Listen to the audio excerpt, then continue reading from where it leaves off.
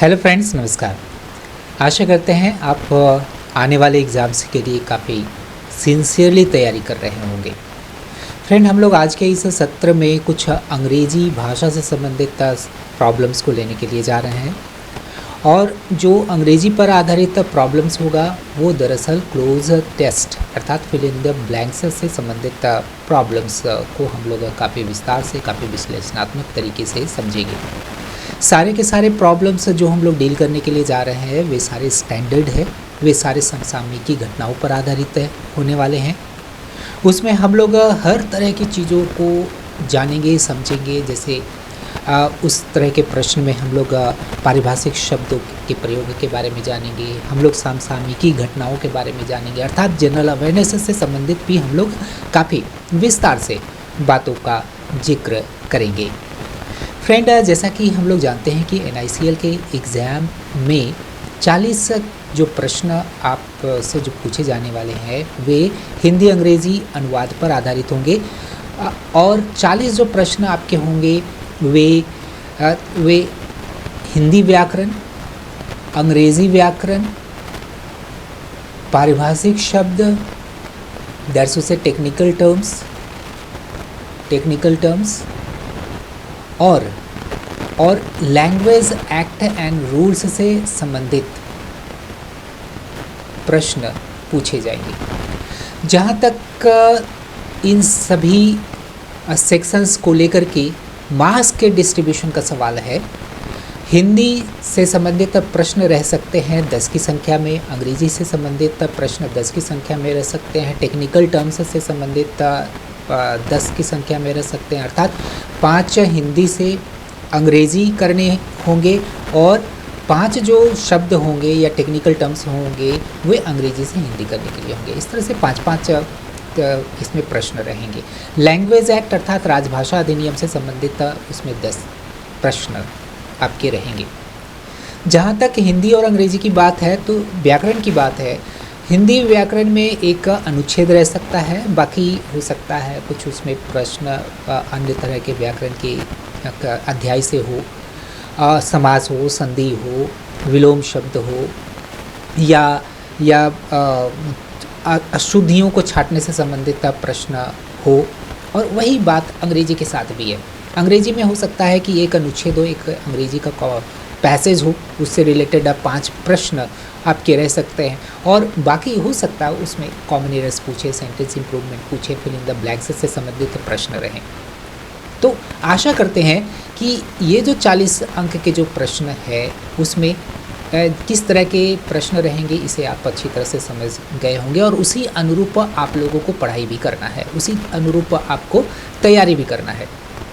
Okay, अब हम लोग जानते हैं आज के इस सेशन में उन अंग्रेजी से संबंधित प्रश्नों को जो आपके अंग्रेजी से संबंधित प्रॉब्लम सॉल्विंग में काफ़ी मददगार सिद्ध होंगे। फ्रेंड, जितनी भी प्रॉब्लम्स कोशिश करेंगे कि ज़्यादा से ज़्यादा हम लोग प्रॉब्लम्स को लें और काफ़ी विश्लेषणात्मक तरीके से हम लोग करेंगे इसे। देखिएगा, जो प्रॉब्लम्स आप देख पा रहे हैं या जितने भी प्रॉब्लम्स आप इस सेशन में देखेंगे सारे प्रॉब्लम्स करंट इवेंट्स से जुड़े हुए होंगे, समसामयिकी घटनाओं पर आधारित होगा। हम लोग क्या करेंगे, थोड़ा जनरल अवेयरनेस से रिलेटेड, इसमें जो जनरल अवेयरनेस छुपा हुआ है, जो जनरल अवेयरनेस हम लोगों के पास होना चाहिए उससे संबंधित प्रश्न है, उसको हम लोग काफ़ी विस्तार से जानेंगे, समझेंगे। शब्दों का हम लोग हिंदी पर्याय लेंगे और कैसे इसे हल करना है उसको भी हम लोग काफ़ी अच्छी तरह से करने का प्रयास करेंगे।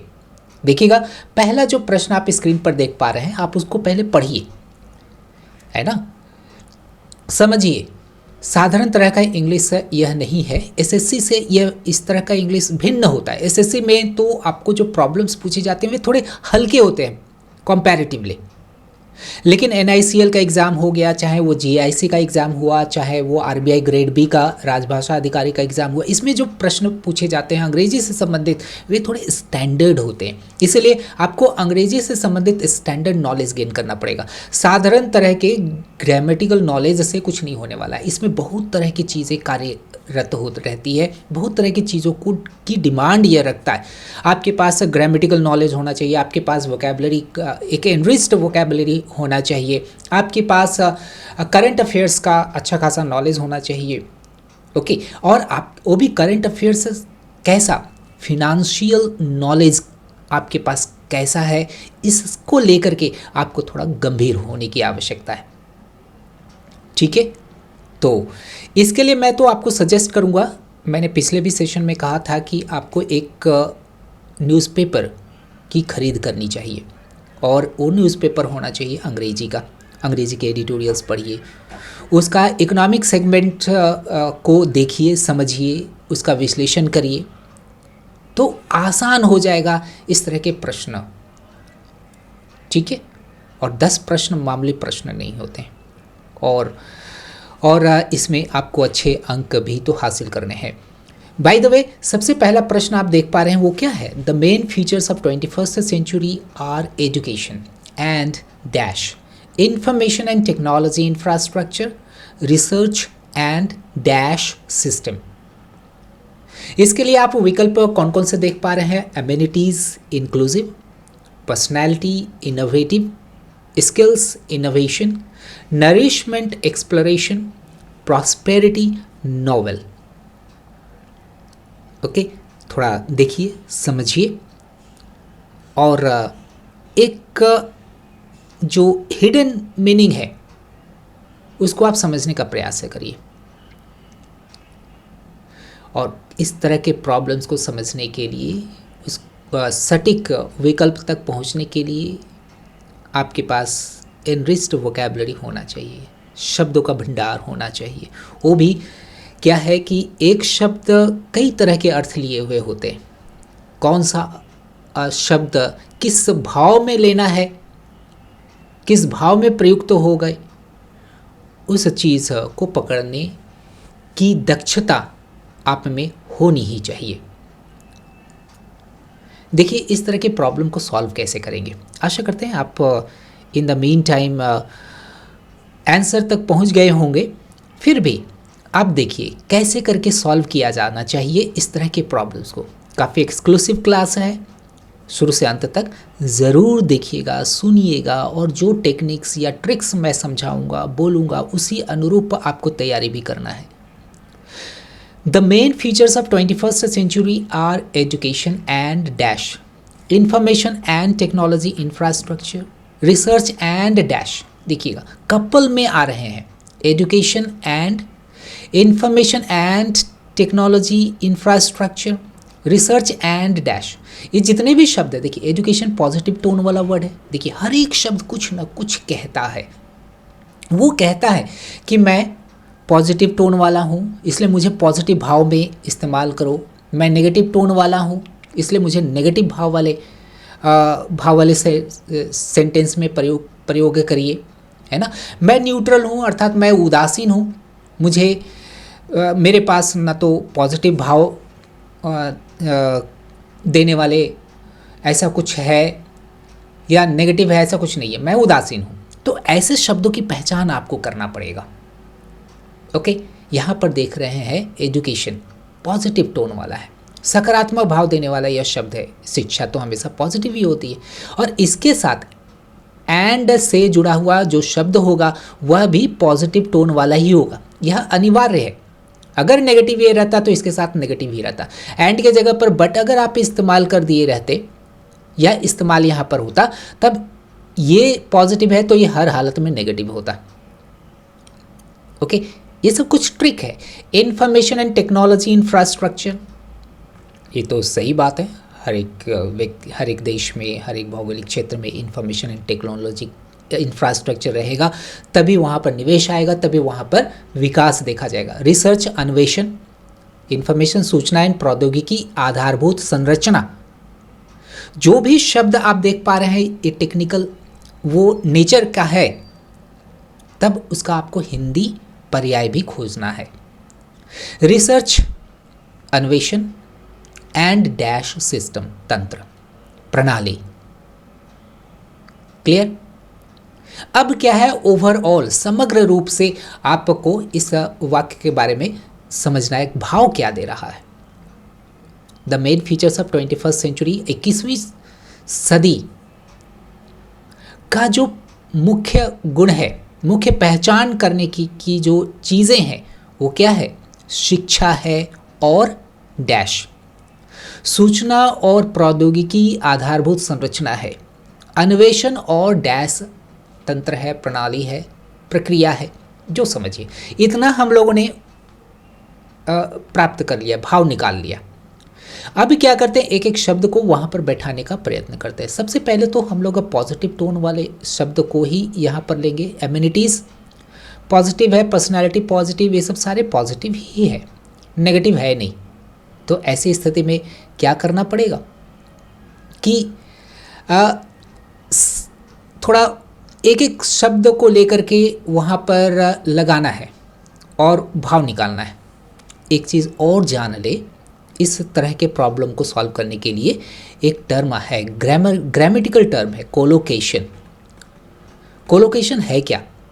कोलोकेशन दरअसल ग्रामेटिकल टर्म है, एक व्याकरण पारिभाषिक शब्द है।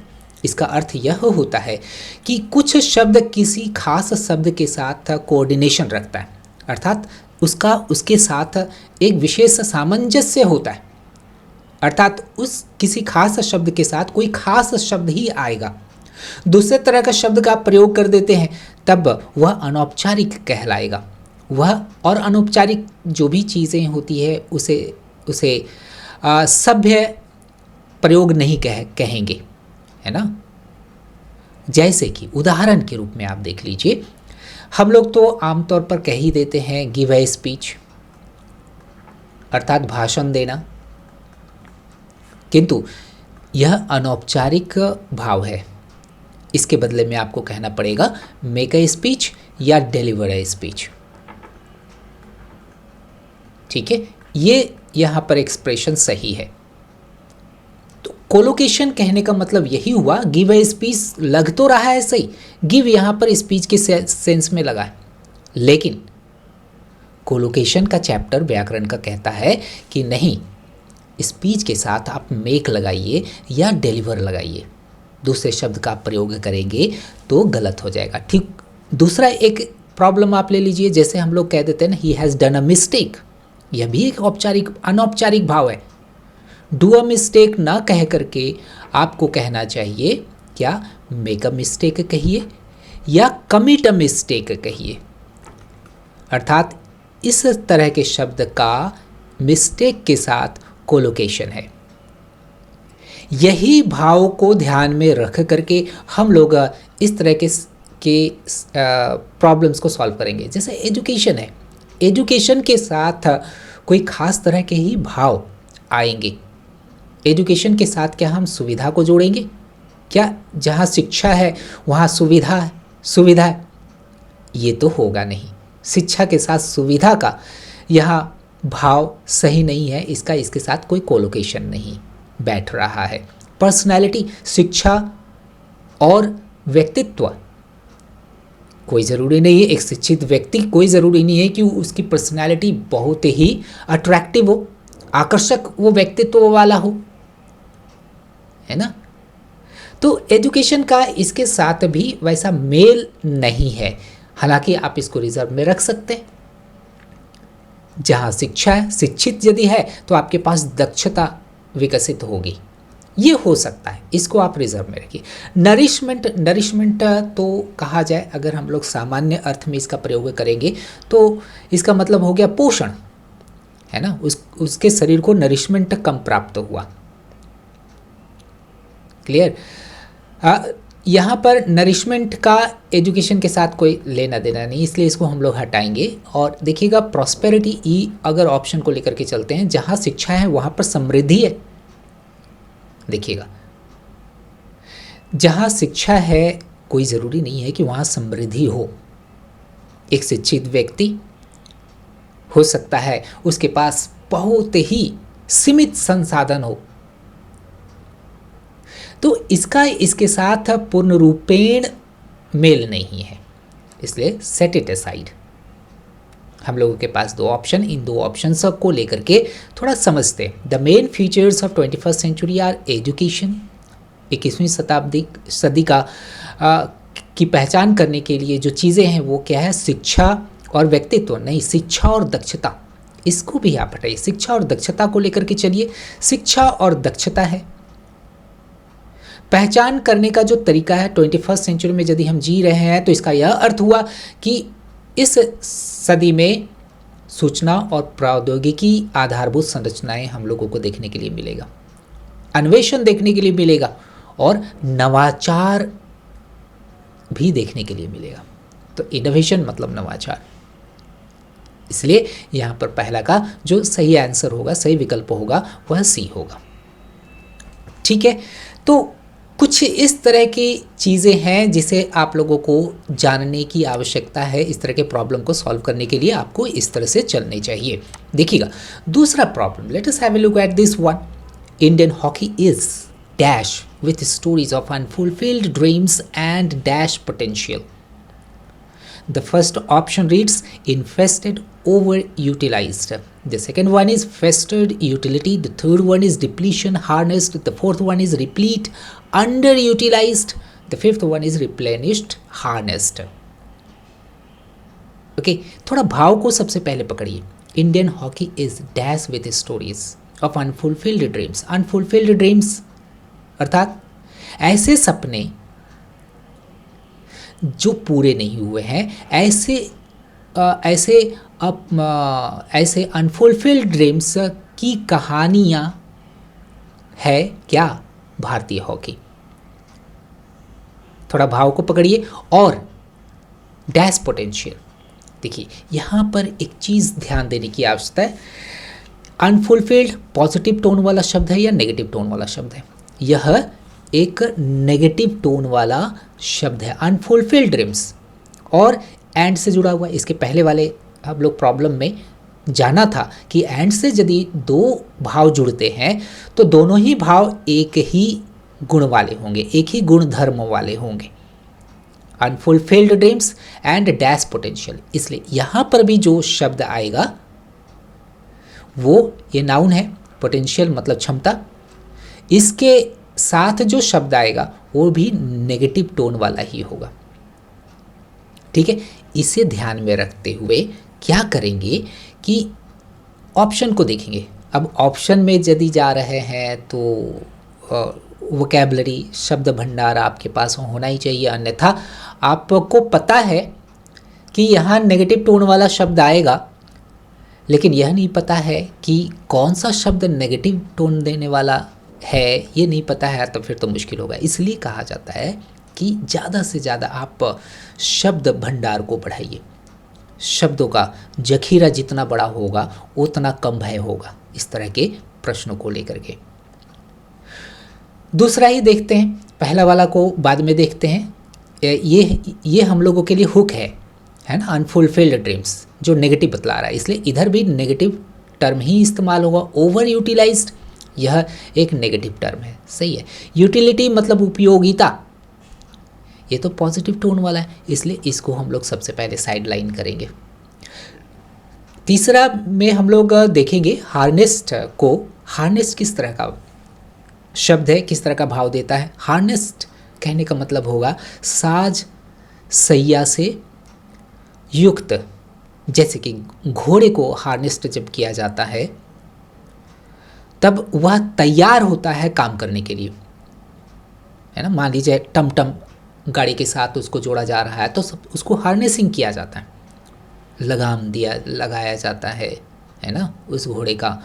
उसके बाद वो टमटम गाड़ी का जो खींचने वाला एक जो दंड होता है लकड़ी का, उसको उसके साथ पिरोया जाता है। तब इस तरह से वेल हार्नेस्ड हो जाता है घोड़ा, तब फिर वो गाड़ी को अच्छी तरह से खींच सकता है। अगर हम लोग इसको थोड़ा हम लोग फिगरेटिव सेंस में लेकर के चलते हैं तो हार्नेस्ड मतलब होता है पूरी तरह से तैयार, हर तरह से सुसज्जित, जैसे आप इस एग्ज़ाम के लिए आप जा रहे हैं, तब आपके पास हर तरह का ज्ञान नहीं है। जो ज्ञान की आवश्यकता है, जिस ज्ञान की आवश्यकता, वो उस ज्ञान को लेकर के आप एग्ज़ाम में नहीं जाते हैं, तब तो मुश्किल है, आपका अंतिम रूप से चयन नहीं हो सकता है ना।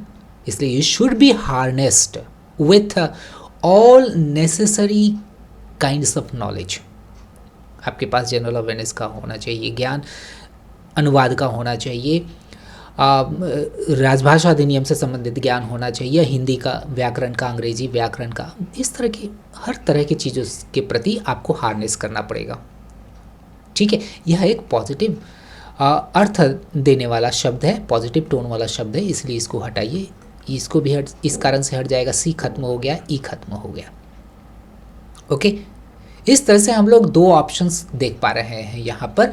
एक है ओवर यूटिलाइज, नेगेटिव टोन देने वाला शब्द है, और ये डी अंडर यूटिलाइज, ये भी नेगेटिव टोन देने वाला शब्द है ना, नकारात्मक भाव देने वाला। ओवर यूटिलाइज मतलब अब बहुत ज़्यादा जिसका इस्तेमाल हो गया है, और अंडर यूटिलाइज जिसका इस्तेमाल ही नहीं हुआ।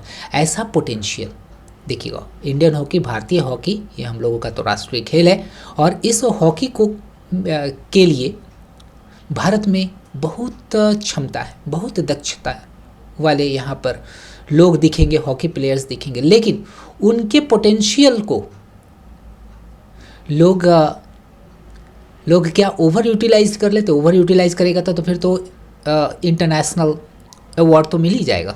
इंटरनेशनल तरीके से जो भी खेल होते हैं उसमें तो यह उच्चतम शिखर पर होगा। लेकिन ऐसा है क्या?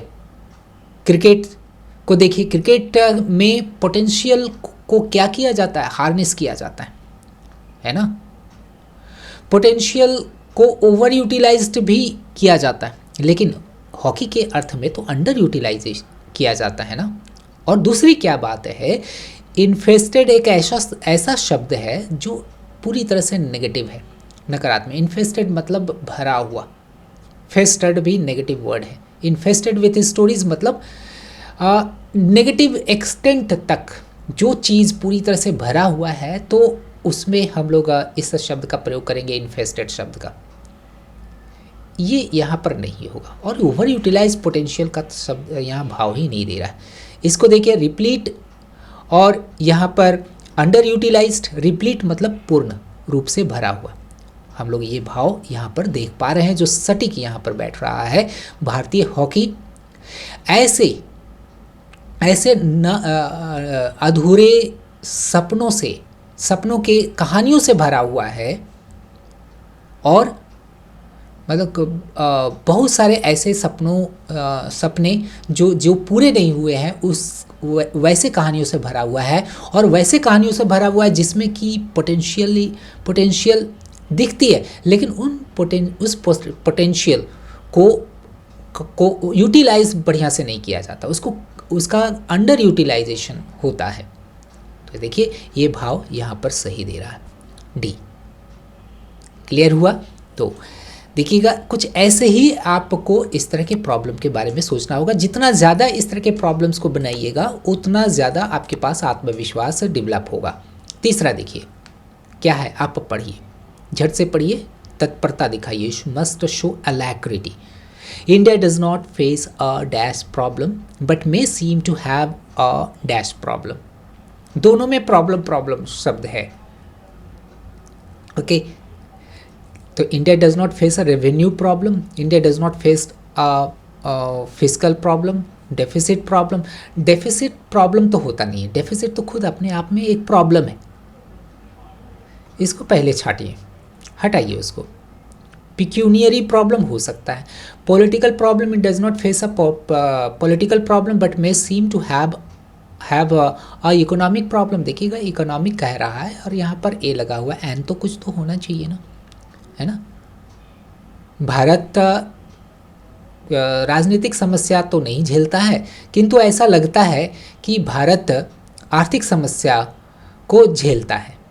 ऐसा है क्या? ऐसा तो नहीं है, क्योंकि अद्यतन घटनाओं पर आधारित इस तरह के प्रॉब्लम्स आप लोग यहाँ पर कर रहे हैं, तो है ना, ये यहाँ पर भाव नहीं सही दे रहा है। पॉवर्टी प्रॉब्लम होता है क्या? ये तो सिर्फ पॉवर्टी अपने आप में प्रॉब्लम है, पॉवर्टी के साथ प्रॉब्लम लगाने की क्या ज़रूरत है। तो दिमाग को थोड़ा तेज़ी से चलाना है, होगा कि नहीं होगा, कौन सा शब्द किसके साथ अच्छी तरह से बैठ रहा है, जक्सटापोज है उसके साथ या नहीं है। ओके, इसको आप हटाइए। अब हम लोगों के पास दो ही विकल्प बच रहे हैं, रेवेन्यू क्रेडिट, फिस्कल डेट। देखते सबसे पहले कि हम लोगों को यह जानना है रेवेन्यू और फिस्कल में क्या अंतर है। रेवेन्यू को हिंदी में कहेंगे राजस्व, और फिस्कल को हम लोग जस्ट क्या कहेंगे, वित्तीय कहेंगे। रेवेन्यू डेफिसिट और फिस्कल डेफिसिट, इन दोनों में अंतर है। रेवेन्यू डेफिसिट किसे कहते हैं, जब सरकार, देखिए रेवेन्यू या राजस्व सरकार कैसे प्राप्त करती है, प्रत्यक्ष अप्रत्यक्ष कर से प्राप्त करती है ना। वो अंदाज़ा लगाती है, एस्टिमेट बनाती है कि मुझे जनता से इस तरह से हमें पैसे आने वाले हैं, कमाई होने वाली है। दरअसल मोटा मोटी कहें, साधारण भाषा में कहें तो कमाई है सरकार की, वो रेवेन्यू कहलाती है, राजस्व कहलाती है। और फिस्कल तो दरअसल यह एक एडजेक्टिव है, और फिस्कल अगर इसके साथ डेफिसिट को लेकर के चलते हैं तो थोड़ा समझने में आसानी होगी। रेवेन्यू डेफिसिट कहते हैं ऐसे घाटा को, डेफिसिट मतलब घाटा, ऐसा घाटा जिसमें सरकार जितना सोच करके रखी थी, जितना एस्टिमेट बनाई थी कि इतनी हमारे अर्निंग होने वाली थी, टैक्सेशन के माध्यम से, जीएसटी हो गया, प्रत्यक्ष अप्रत्यक्ष कर के माध्यम से, उससे कम ही प्राप्त हुआ है, उससे ज़्यादा ही खर्च हो गया। तब उन दोनों के जो डिफरेंस होगा, उन दोनों में जो डिफरेंस होगा, उसी डिफरेंस को हम लोग कहेंगे रेवेन्यू डेफिसिट। और फिस्कल डेफिसिट किसको कहेंगे, फिस्कल डेफिसिट दरअसल सरकार से बोरोविंग्स को छोड़ दें, टैक्स के माध्यम से, मतलब रेवेन्यू जिस सेक्टर से प्राप्त करती है सरकार, और बाहरी और दूसरे भी तरीके से, मतलब रेवेन्यू एंड नॉन रेवेन्यू, मतलब टैक्स के माध्यम से और दूसरे भी माध्यम से जो कमाई करती है, और जितना कमाई उसकी होती है उससे ज़्यादा ही खर्चा होता है, तो खर्चा और कमाई के बीच के डिफरेंस को हम लोग कहेंगे फिस्कल डेफिसिट। बोरोविंग्स को यहाँ पर हटाया जाता है, ठीक है। तो ये दोनों में डिफरेंस हुआ। अब आगे चलते हैं, India does not face a revenue problem. Bharat को राजस्व से संबंधित समस्या नहीं है, किंतु हो सकती है कि भारत को क्या क्रेडिट से संबंधित समस्या हो। क्रेडिट मतलब उधार और डेट मतलब कर्ज। ओके, क्रेडिट प्रॉब्लम, क्या भारत की क्रेडिट नहीं है क्या विश्व स्तर पर? क्या भारत को उधार नहीं देती है विश्व बैंक? क्या आईएमएफ नहीं दे सकती है भारत को? गरीब देशों को आईएमएफ देती है तो भारत को नहीं दे सकती। भारत एक राइजिंग स्टार है, इसलिए भारत की क्रेडिट वर्दीनेस, विश्वसनीयता पूरे विश्व में काफ़ी है, और इस कारण से भारत काफ़ी तेज़ी से विकसित कर रहा है। इसलिए क्रेडिट क्राइसिस भारत में नहीं है, लेकिन भारत काफ़ी ज़्यादा उधार ले रहा है, यह एक समस्या है।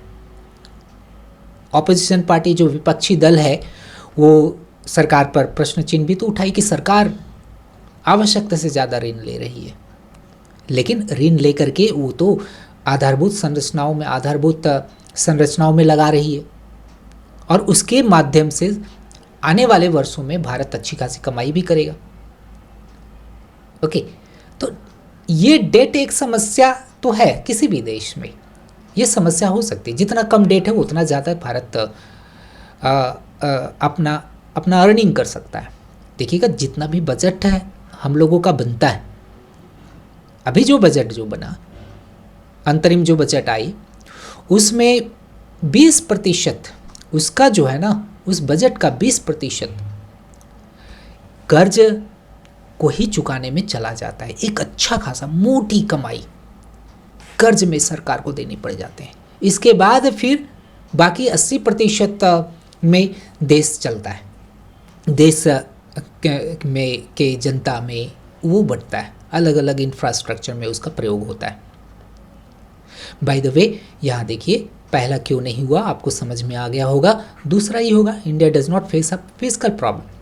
पैसे से संबंधित सब भारत सरकार को चिंता नहीं है, लेकिन हो सकता है, देखिएगा मैं कह रहा है यहाँ पर, हो सकता है कर्ज से संबंधित समस्या हो। और ऑब्वियसली कर्ज से संबंधित समस्या तो है।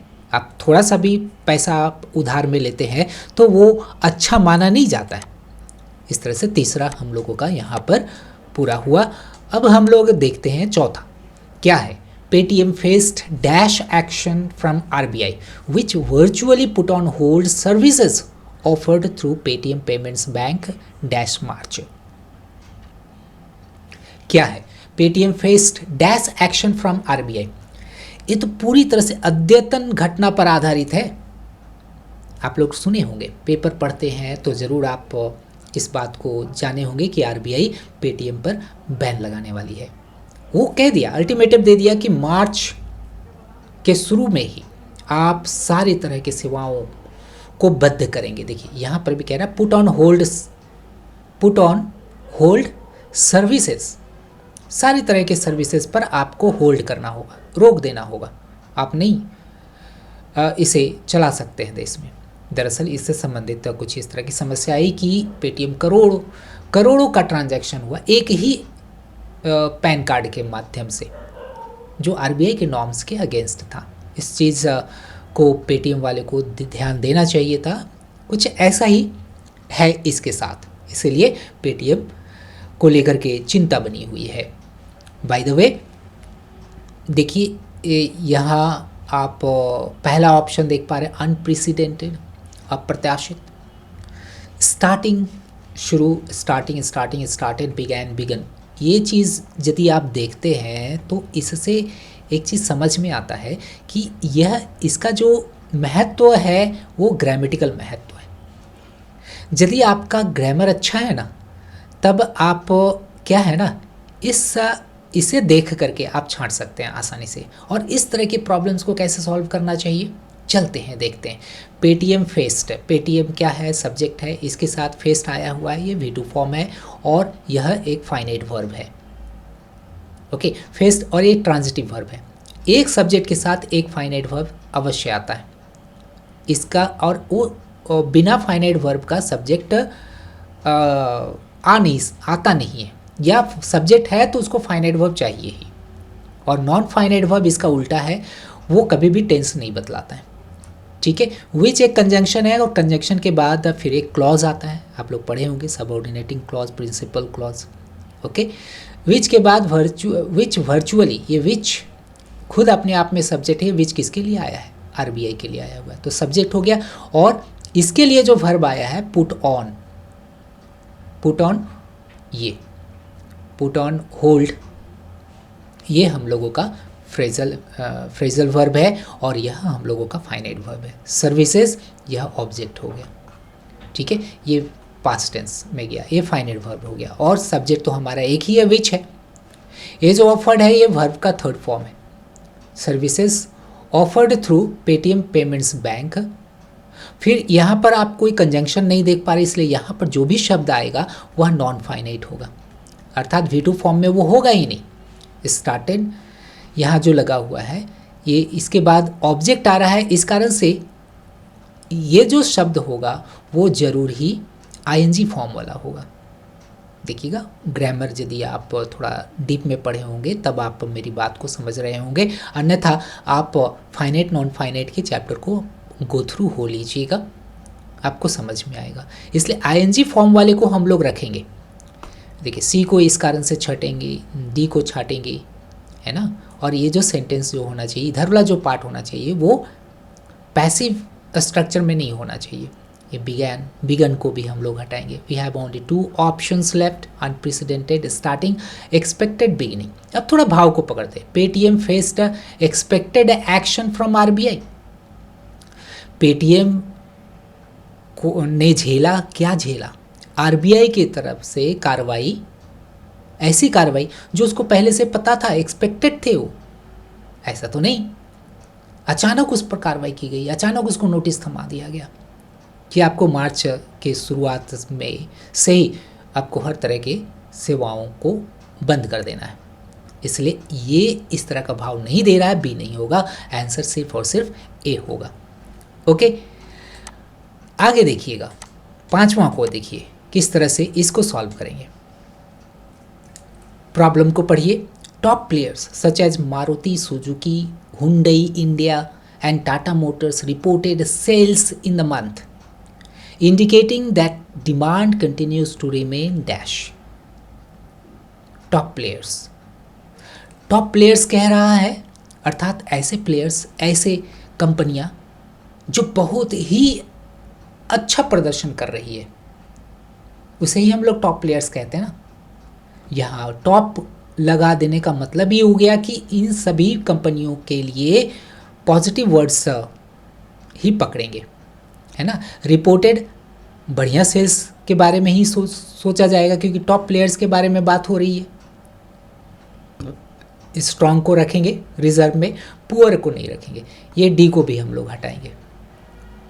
अब इस तरह से हम लोगों के पास तीन ऑप्शंस हैं। कैसे जल्दी में पकड़ेंगे, इस दक्षता को आपको विकसित करना है। कैसे मैं पकड़ रहा हूँ। Top players such as Maruti Suzuki, Hyundai India and Tata Motors reported strong sales, हो सकता है in the month, indicating that demand continues to remain healthy, ये हो सकता है, रखिए इसको रिजर्व में। Top players such as Maruti Suzuki, Hyundai India and Tata Motors reported high sales in the month, indicating that demand continues to remain strong. चलिए, इसका भी होने का संभावना है। इसके बाद में हम लोग क्लोजनेस देखेंगे। Top players such as Maruti Suzuki, Hyundai India and Tata Motors reported sound sales in the month, indicating that demand continues to remain high. Sound sales, इसका इसके साथ सामंजस्य, कोलोकेशन उस तरह से नहीं बैठ रहा है, इसलिए इसको हम लोग साइड लाइन करेंगे। हम लोग इन दो पर विशेष रूप से विचार करते हैं। Strong, Tata Motors reported strong sales हो सकता है, मजबूत बिक्री लगाया जा सकता है। Strong sales in the month, जो इस बात का संकेत देता है कि मांग है वह बढ़ी हुई है। ओके, बढ़ी हुई है, हेल्दी हो सकता है, इसको तो लगा ही सकते हैं। और top player such as Maruti Suzuki, Hyundai India and Tata Motors reported high sales और स्ट्रॉन्ग सेल्स में अंतर है, थोड़ा अंतर है। बिक्री, मजबूत बिक्री हुई और बहुत ही बिक्री हुई, दोनों ही शब्द यहाँ पर दिया जा सकता है। Indicating that demand continues to remain strong. Demand healthy demand होता है, स्ट्रॉन्ग डिमांड भी हो सकता है, लेकिन कभी कभी एग्जाम में कुछ इस तरह के भी प्रॉब्लम्स होते हैं जो आपको कंफ्यूज्ड कर सकता है। ऐसी स्थिति में थोड़ा मुश्किल होता है कि आखिर किसको लगाया जाए ताकि ठीक होगा, है ना। अब बहुत ही ज़्यादा जो इस्तेमाल होने वाला जो शब्द है वो हेल्दी का, ये डिमांड के सेंस में हेल्दी डिमांड है, तब स्ट्रॉन्ग सेल्स होगा, है ना। स्ट्रॉन्ग फिगरेटिव तरीके से इस्तेमाल किया गया है, तो यहाँ पर हेल्दी भी क्या है, फिगरेटिव सेंस के रूप में इस्तेमाल किया। अलंकारिक यहाँ प्रयोग है, और यहाँ पर हाई अलंकारिक नहीं है, एक अलंकारिक यहाँ पर आया। यहाँ पर दोनों, ये अलंकारिक है तो ये भी अलंकारिक होना चाहिए। इस पैरेललिज्म को मेंटेन करने के लिए हम लोग ए को यहाँ पर महत्ता देंगे। ए हम लोगों का यहाँ पर ज़्यादा मजबूत पक्ष खुद का रखता है। अगर ए नहीं रहता तो हम लोग सी के बारे में अवश्य सोचते, ठीक है। इसलिए पांचवा का हम लोग ए लगाएंगे। तो फ्रेंड, आशा करते हैं इन 5 जो प्रॉब्लम्स आपने देखा, इन 5 को देखा, उससे आपको एक अलग सा विचार आप में डेवलप हुआ होगा कि आखिर इस तरह के प्रॉब्लम्स को हम लोगों को कैसे डील करना है, कौन कौन से ऐसे फैक्टर्स है, घटक है जिस पर आपको ध्यान रखना है और उसी पर ध्यान रख करके उस पर विचार करते हुए आपको इस तरह के प्रॉब्लम्स को सॉल्व करना है। काफ़ी इजी होगा। आशा करते हैं काफ़ी कुछ सीखा आप इस सेशन में। इसी अनुरूप आप पढ़ाई करिए और अंतिम रूप से आप चयनित हो, यही मेरी तरफ से शुभकामनाएं हैं, मेरी टीम की तरफ से शुभकामनाएं हैं। आप यदि NICL एग्ज़ाम के लिए जा रहे हैं, राजभाषा अधिकारी के लिए जा रहे हैं, या GIC राजभाषा अधिकारी के लिए जा रहे हैं, या आने वाले RBI ग्रेड A राजभाषा अधिकारी के लिए जा रहे हैं, तब आप हमसे अवश्य जुड़ें। Wish you all the best. Thank you for watching.